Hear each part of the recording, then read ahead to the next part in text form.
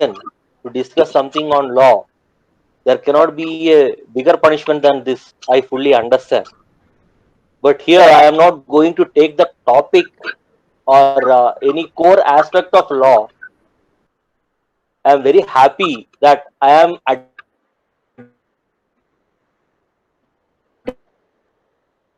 addressing from where I have my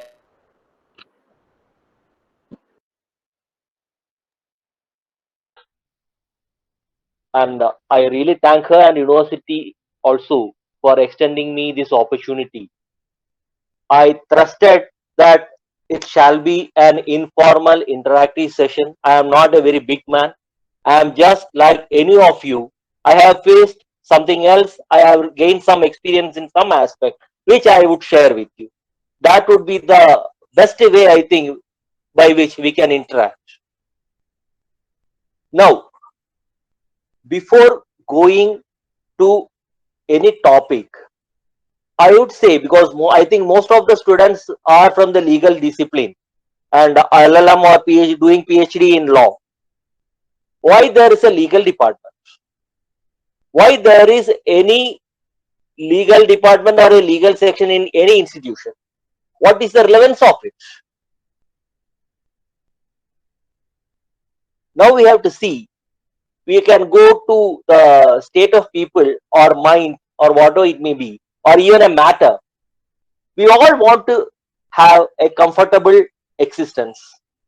If there is any small discomfort or whatever it may be, either if it is recognized by law or not, we will want to go back to the original situation, isn't it? This is the nature of any matter. You would have studied this in the properties of matter for in our science classes. This is the same for every individual. This is one of our interest. Any individual's interest is to be comfortable, and this interest, it is recognized by law, then it becomes a right. Now whenever this right is infringed, or whenever there is a threat for this right, we want that to be relieved. We want to be relieved of that threat. We want to be relieved of this uncomfortable position. So what we want? We want some relief. That relief, there are three kinds of relief which the legal system offers. One is retributive or penal. Second is compensatory. And third is the very enforcement of that very particular thing, that is relief in specie. So in one way or other, what we are trying to redress is this grievance, so that we get some relief. Now this is very much necessary in every state, every nation. This is the situation. There will be a rule of law in some way or other. The system, mechanism, the legislation, everything may be different, but this is the basic thing under any well established state. Now who will enforce it? Who will give you that relief? There are, as a, in Indian situation, we have courts. There are a hierarchy of courts which gives this relief, which help you in enforcing your rights and giving you the relief, which will either punish the person who has confronted with your right, or it will give compensation to you to make good the problem and relieve you to that extent, or insist that other person should do this so that you are actually relieved in the way you want. This is the legal system. This is the thing which the Indian courts are doing. The rights are either statutory or under constitution. We can say there are constitutional rights, and many other rights actually emanates under it, and that is actually crystallized by way of various statutes.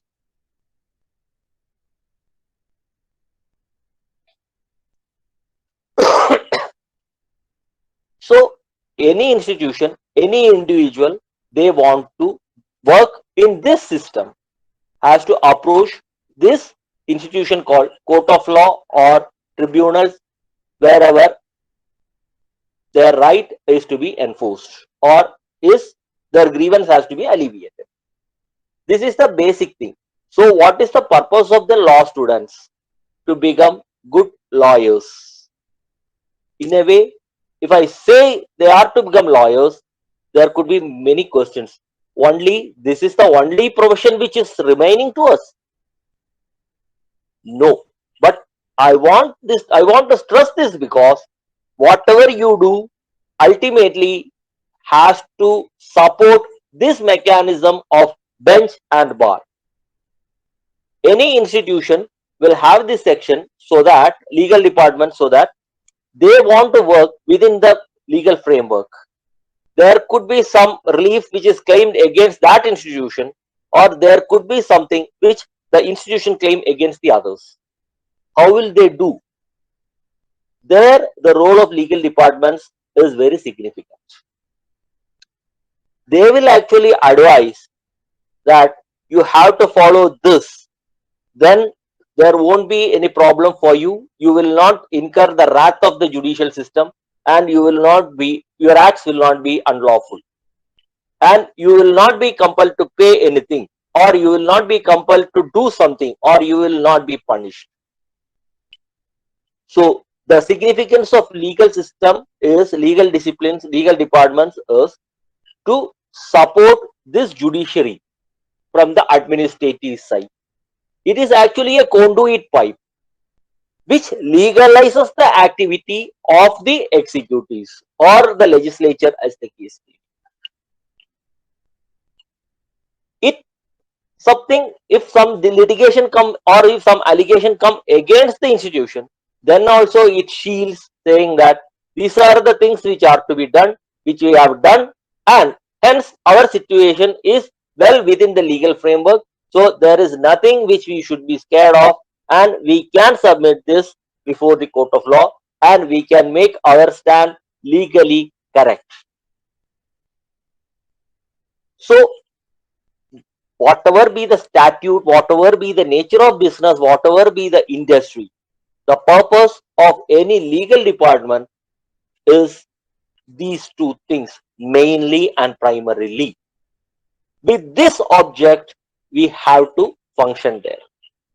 First, we have to think that there is a judiciary, and ultimately that is the root. The main thing or the main C is judiciary. Legal departments are various streams which will connect to it by way of forming a river. We cannot have any separate existence from this judiciary. So whatever be the newer vistas, this framework cannot be changed. There, especially during the present scenario, various legal developments are happening. The concept of property is changing. The ideas are changing. And even the concept of advocacy is also changing. The traditional type of litigation also is now having a sea change.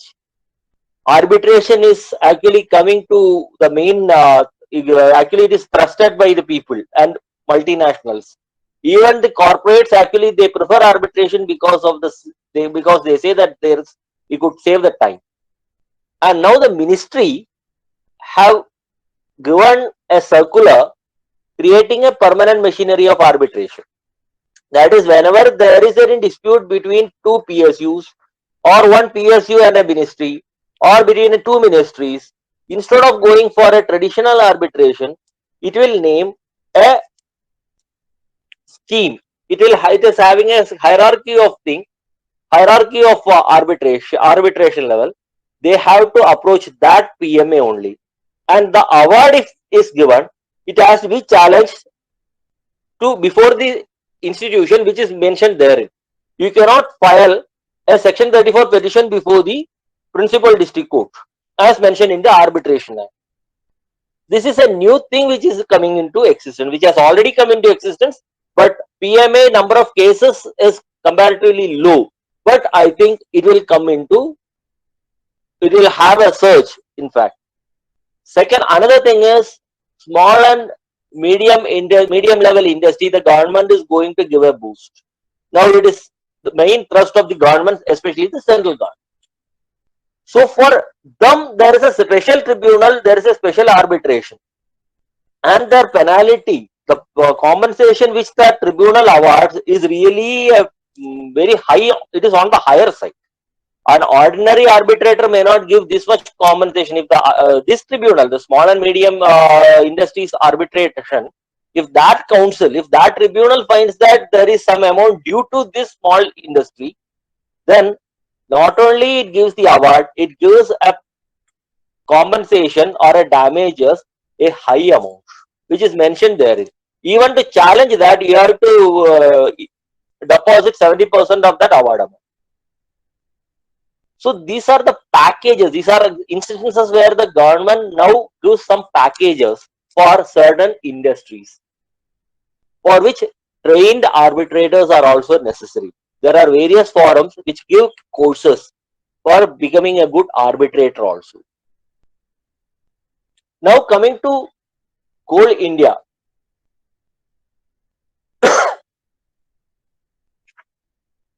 This is something which I want to mention you because I am from Coal India. I want to give you a small story regarding my company. This company was actually formed in 1975. Before that, there were so many private coal mining companies. You all would have heard of our the composer of our national anthem, Rabindranath Tagore. His father was also having a coal mine of himself, for himself. So these coal mines were functioning before the formation of Coal India. During the British period also the coal mines were there, and because of the commutation possibility, it was used to be done by the railway companies and not by the coal companies. Mostly the coal companies, where the coal industry was run by the railway companies. Later on, it was thought that this should not be the thing, it has to be given a separate thing. Then NCDC, National Coal Development Corporation, was formed, and all these things came under NCDC. Later on, in 1971, Coking Coal Mines Nationalization Act came, and in 73, Coal Mines Nationalization Act came. There are two types of coal. One is coking coal and the other is non-coking coal. Of course, who are having chemistry background, you will be knowing it.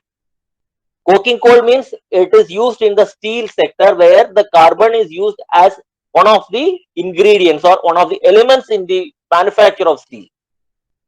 Whereas the coking coal, non-coking coal is heat producing.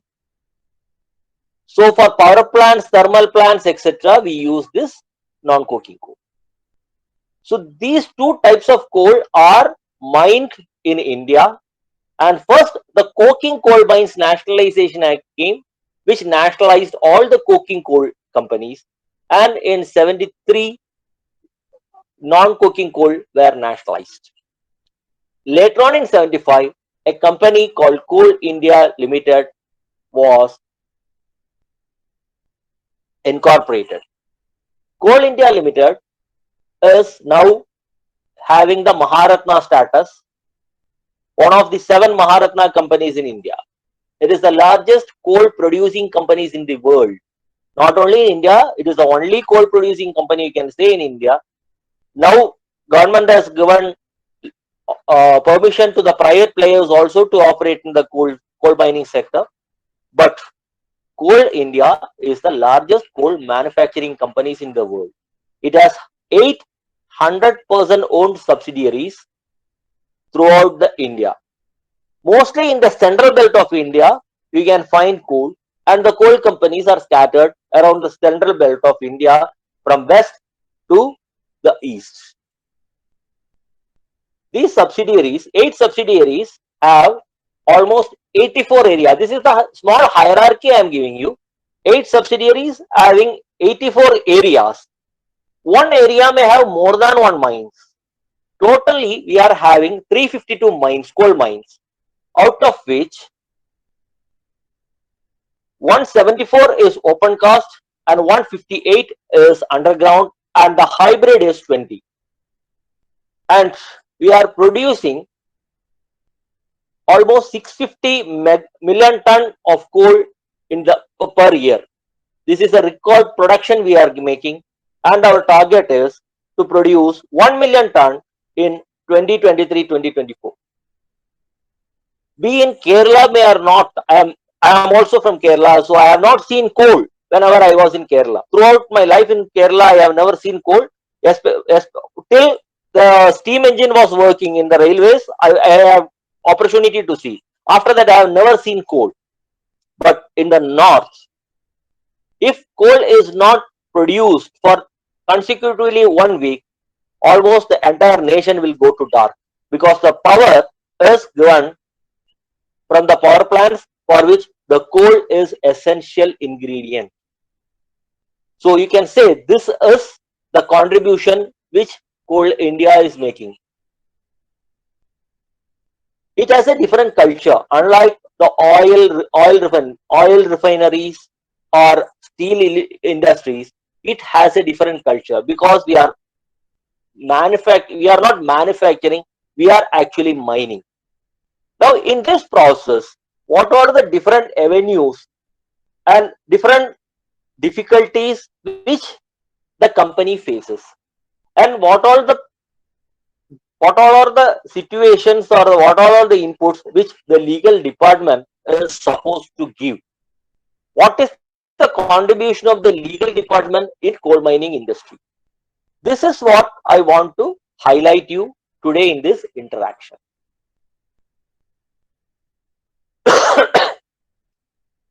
We are, for production of coal,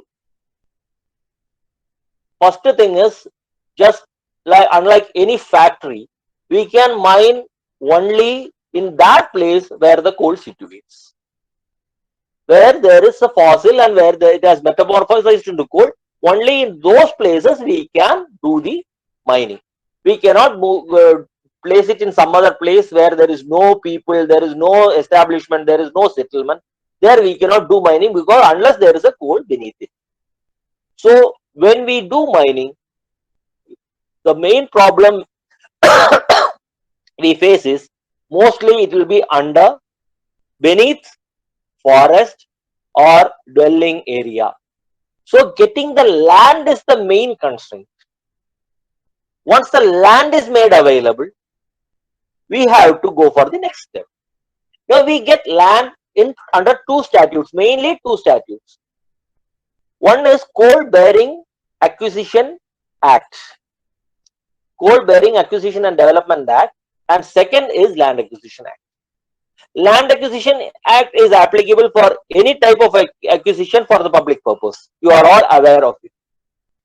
Coal Bearing Acquisition and Development Act is a separate one, which is actually different from that of the Land Acquisition Act. What you get in under the Land Acquisition Act is the surface earth, and the minerals will belong to the government. Minerals belong to the state. Those who acquire the land will not get the minerals under the earth. Whereas under the CBA, we get both the surface as well as the minerals, because that is the very purpose for which the statute was enacted. And interestingly, I will say this is the only company for which there is a ministry. Coal Ministry is for coal company. So there is not much coal companies, only Coal India and the subsidiaries. So that is another proud thing which you could say. For our company, there is one ministry. Their job is our job. Yes. Now, what I was telling is this land acquisition. So this distinction is there between this CBA Act as well as the Land Acquisition Act. Now, you are taking this land, you are getting the land. There is forest in it.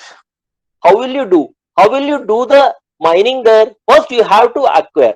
Before acquisition also, you have to do some prospecting. Prospecting is the process by which you examine whether there is coal beneath it. And if at all there is coal, whether that is commercially viable place from where we could mine and unearth this coal. If it is not economically viable, there is no point in opening up a project there. So once that is done, there is a special institute under Coal India, which is a subsidiary company of us, that is called Central Coal Mine Planning and Development Institute.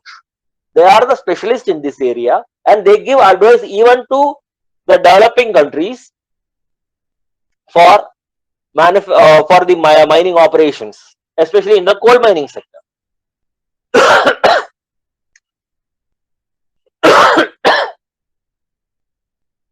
So once this prospecting is done,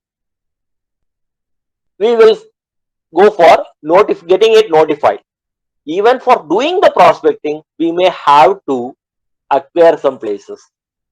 Otherwise, people will not let us do the prospecting. The mining operation is a very vast and huge one. It cannot be as though we can do the prospecting in 1 acre or 7 acres. Even for prospecting, it requires large tracts of land. So first we will go for prospecting, then we will try to get it notified, and once notified under CBA or Land Acquisition Act, we go for acquisition. But taking possession therein also, we will not affect the people immediately. We acquire, for example, 100 acres of land. All the 100 acres, we will not house the people who are occupying there. Initially, we will start the project. For starting the project, how much place is required? We will evacuate the people from there. Then slowly we advance further, we slowly dispose or we evacuate the people and we pay compensation. Now, what is the compensation to be paid at that point of time? Whether it should be paid in the rate which was prevalent at the time of notification or at the time of evacuation. This is another legal question which we are confronting now, because the new Land Acquisition Act has come, which actually is a very lucrative one for these people. It is from the people side that is very lucrative. So they are insisting that no, many of the lands were actually notified under the old act. Now we are going to evacuate the people. Now they are saying that no, now we are going to do this now. Now we have to be paid that price. And unless these people are evacuated, you cannot proceed further. And it is not a small thing. It is not a small thing. It is really a organized sector. Not only company. Company is small compared to this organized sector who will be going against the company. You cannot start the mining operation. You cannot start production. So you have to tackle that situation. Another thing is you have to provide a job. For this much area of the land they are giving, you will give that family this much number of job, so that any one of the member who is nominated by that family will get a job in our company. May not be in the executive side, but in the mining side, in the non-executive side. So we have to provide them with the compensation as well as the job. This is one aspect I am telling regarding the land acquisition. Then once the land is acquired, you are through. Now what you have to do is to do the mining, for which the machinery is required. Explosives are required. There are various ways in which the coal is extracted. Depending upon the geography, depending upon the topography, you will use the method. In India, next to defense service, we are the larger purchasers of explosives manufactured in India. 65 to 70% of the explosives which is manufactured in India is purchased by none other than Coal India. Only the 30% is distributed among other companies. That is the mammoth size of purchase of explosives we are making, for which we have to go for reverse auction by way of e-tendering. There is a beauty. This is a unique feature for Coal India. This is a very interesting thing I will tell you.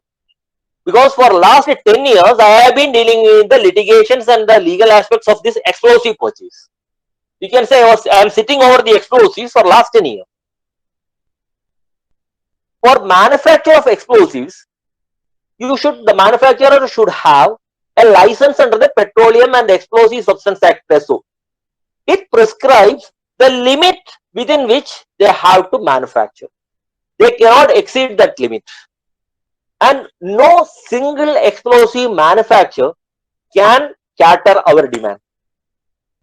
So we go for almost 10 manufacturers from whom we could purchase these explosives, so that our demand could be satisfied.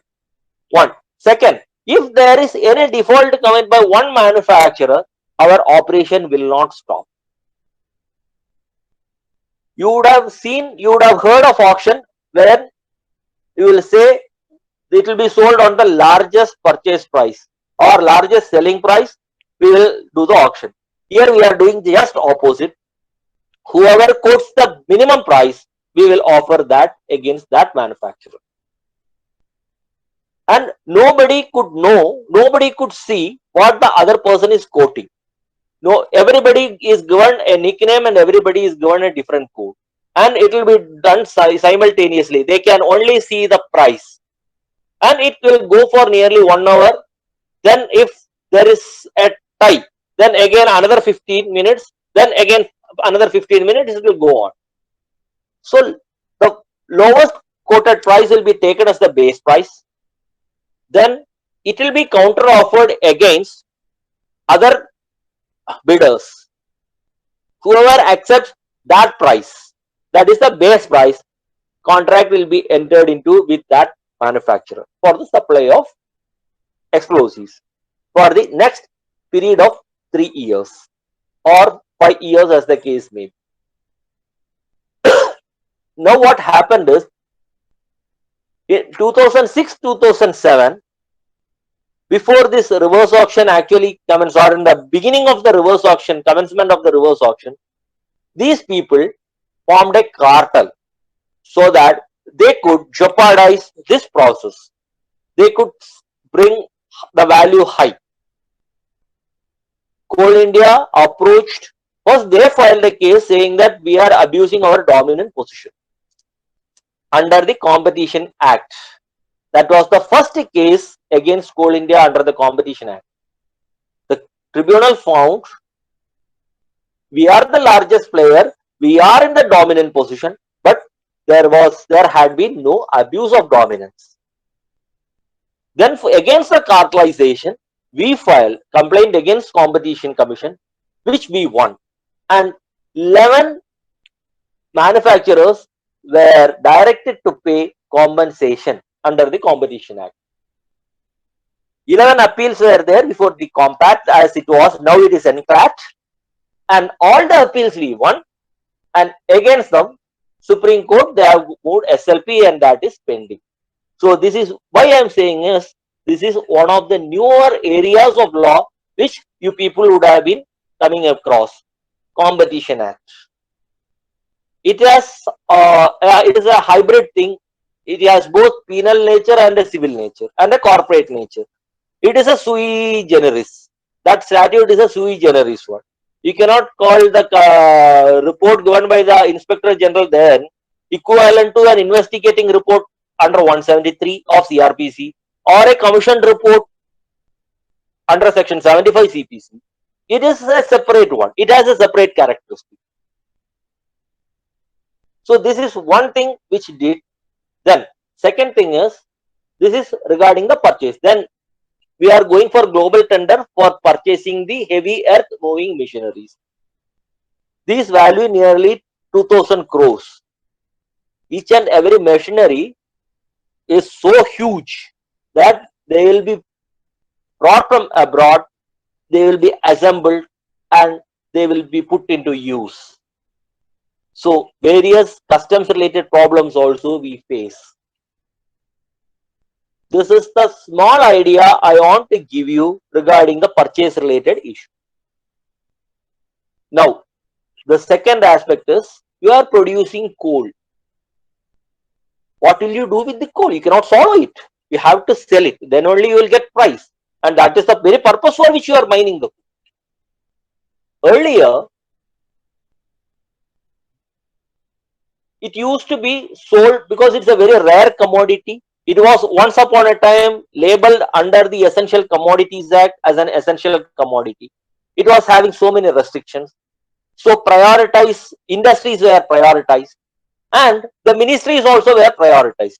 First, the ministry has to give a linkage. The particular purchaser has to apply to the respective ministry. For example, if a cement manufacturer wants coal, or if a steel manufacturer wants coal, he has to apply to the respective ministry under whom his industry falls.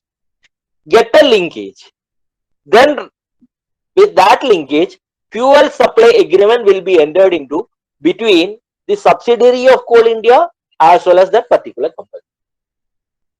CIL has no production of its own. It produces through its mine, through the subsidiaries. So the subsidiaries enters the fuel supply agreement. Later on, that situation has almost wiped off after the new coal distribution policy came into existence. Now a new policy under Shakti policy has come. The scenario is different.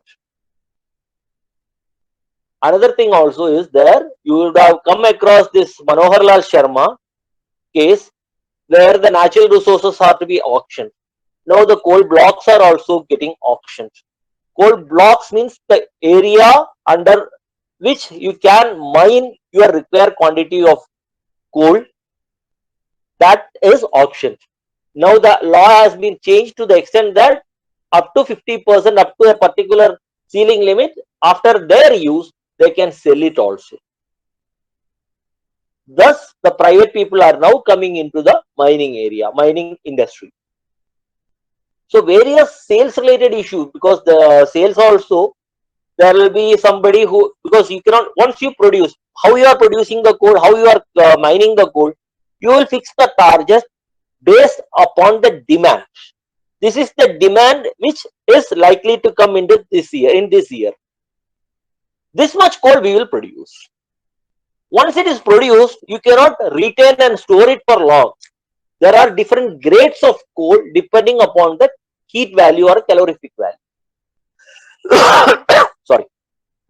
This coal you cannot retain it and store it. It cannot be even insured.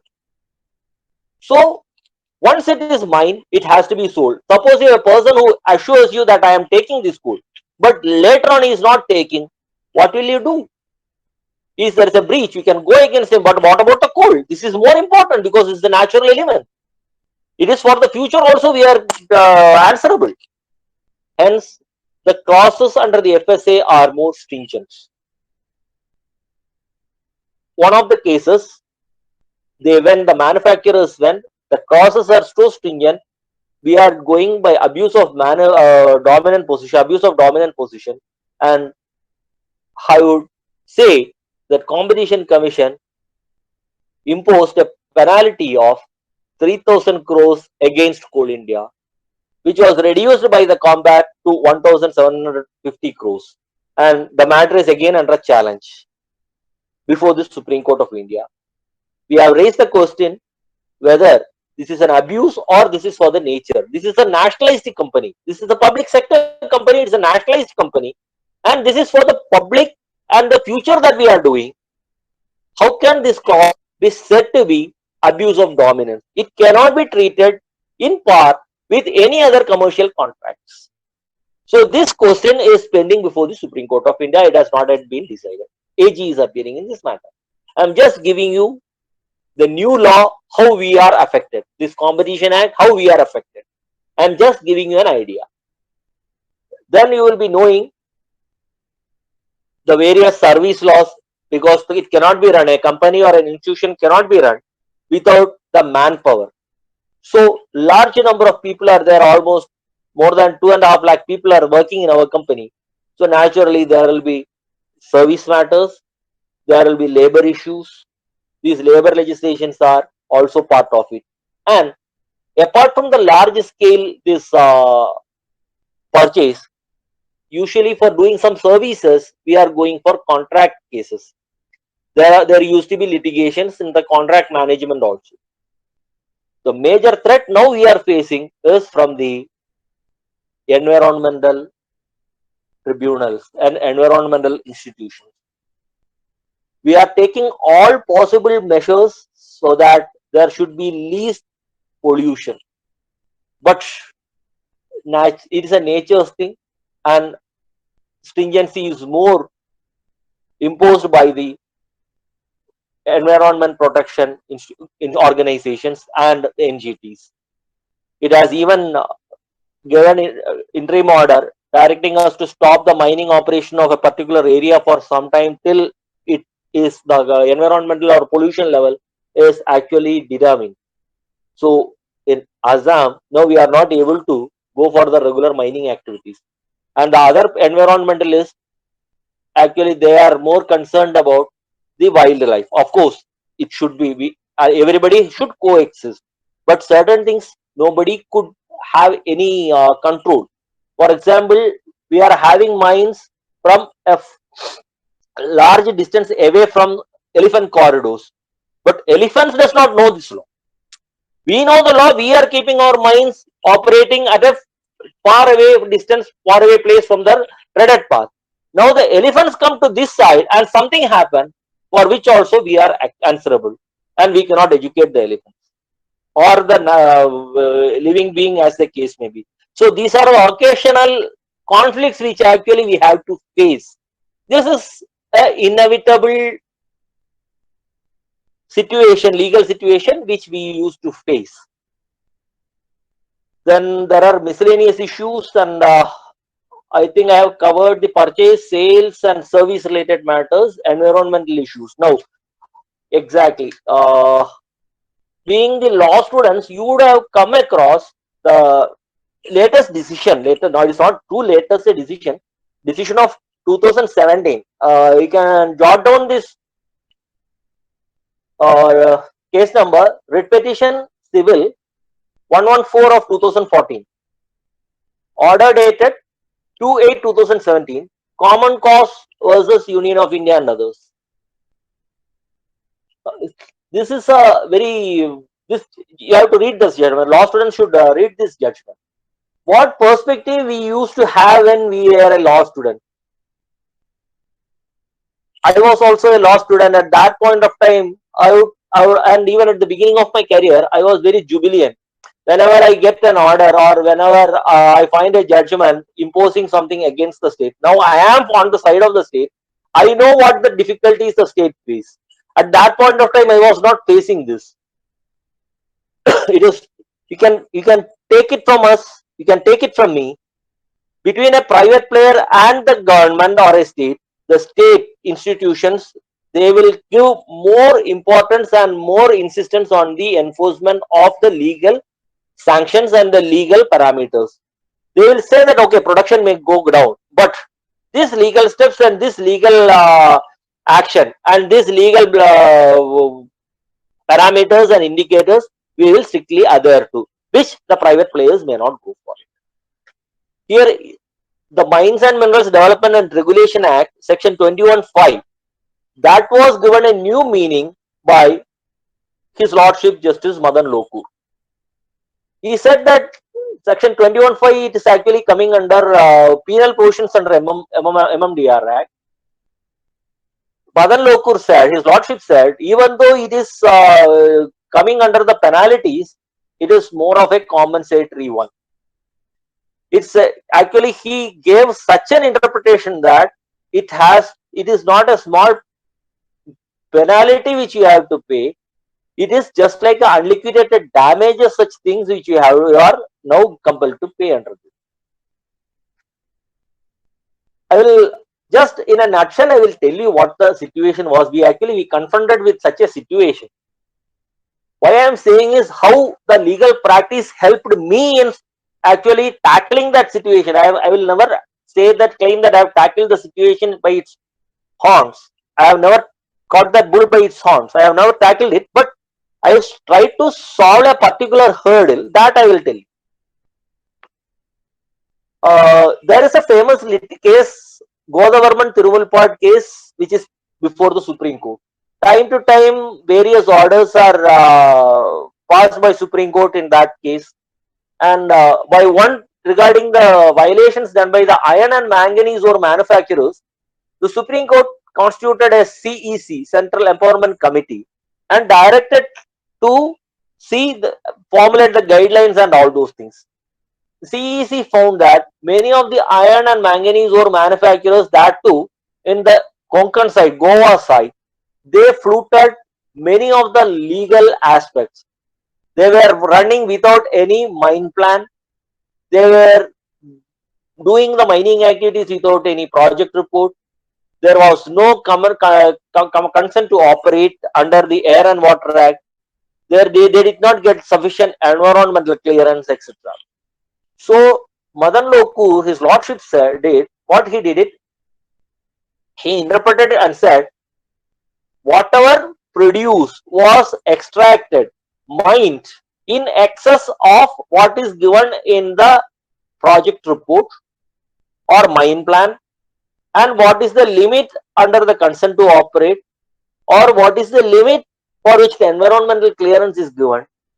Any excess made, it should be treated as a plunder from the nature, and that value, the value of that should be given as a compensation. If that property is, if that thing is sold, that value has to be given as a compensation. Based upon this interpretation, the mining authority and Sambalpur, that is Orissa, we are having Mahanadi Coal, one of our subsidiaries. They gave a demand notice of 40,000 crores. Just imagine, a 40,000 crores is not a pittance. Almost you can purchase a subsidiary or 2 or 3 companies, or you can purchase the whole of state of Kerala with that amount. That 40,000 crores was imposed in the way of a demand notice. That was followed by Jharkhand. We are having 3 subsidiaries there. 4 subsidiaries, out of which 3 are the mining subsidiaries: ECL, BCCL, as well as CCL. So totally we were fastened with the demand of almost 70,000 crores. So how to tackle it? We met the then ASG, who is the present SG, and Additional Advocate General Jharkhand also was tagged for giving advice because they are doing mining related matters. And in the conference thing, ASG suggested go for a clarification mentioning that CEC did not hear you. CEC passed an order so far as the mining in the iron ore and manganese ore, and your company is totally a different company. That is not a subject. CEC did not give opportunity to you. This recommendation was made for a separate industry, and the land also does not belong to those iron ore manufacturers, whereas you got the land under CBA Act, where you are entitled for mining your own product, that mineral subsoil, under the subsoil, whatever it is, that also belongs to you under the CBA Act, I earlier mentioned. So something like that, why don't we take it? And why don't we approach the Supreme Court himself, Madan Lokur himself? Then I suggested, it was attended by the Secretary of Coal, Ministry of Coal. Then I suggested, sir, if his lordship says, confirms whatever it is environmental thing, you will go for, you have to be fastened with this liability. Then what is our recourse? Then he said that then our roles are shut. Okay. Then AAG suggested, why don't we move against this in the High Court of Jharkhand and Cuttack?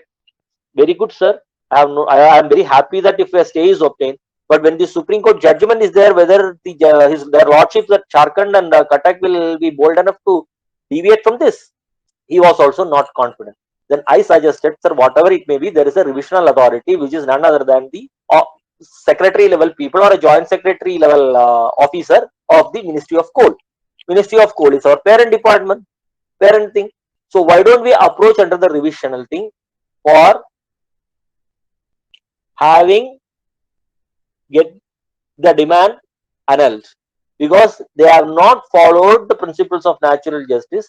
We will take all the contentions under the public law as well as the other defenses available. Unfortunately, this opinion of mine was given a node by ASG, and we filed demand against revision against all the demands. And as on this day, no revision is surviving. All the revisions were given in our favor, and no demands survive. But I am not saying now 70,000 crores we need not pay as on this day. We could save it. But problem is, when this will come, once again I am not able to say. I am not saying this to open my first chapter. I am telling you how the professional experience of mine in the bar came for my immediate help, because I was having a good grasp over the CPC, which is the mother of all procedure laws.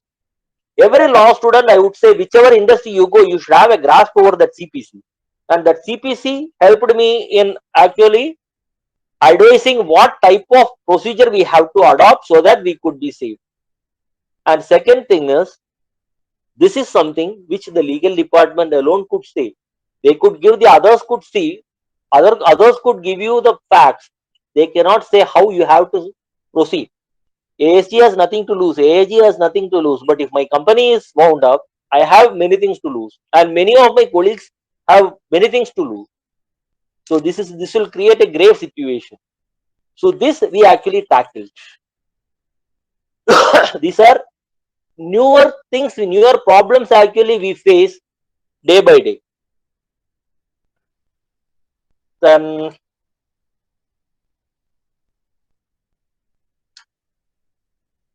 anything now, you please ask me what you want to ask, because what I was told by Dr. Sindhu was to interact regarding the Coal India as Coal India legal situations and the method of selection. We actually induct executives in the E2 scale 2, that is senior officer grade, and after getting training for 1 year, they will be posted as assistant managers.